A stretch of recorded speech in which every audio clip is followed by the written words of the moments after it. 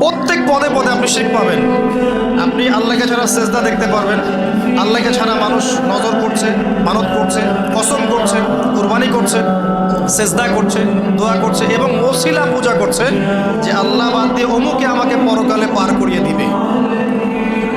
নাউজুবিল্লাহ বলছেন ঠিকই, কিন্তু আমাদের দেশের বহু মানুষের আকীদা এমন যে আমাকে পরকালে পার করায় দেওয়ার লোক আছে, সমস্যা নাই।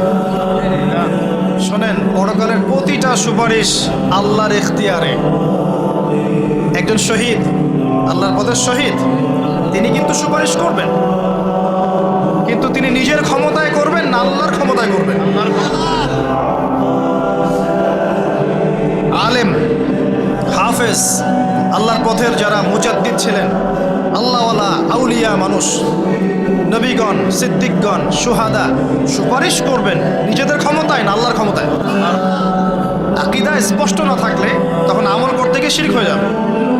আর শিরক হলেই কি হবে? ওই যে বললাম, প্রতি হাজারে 999 জন মানুষ জাহান্নামে যাবে।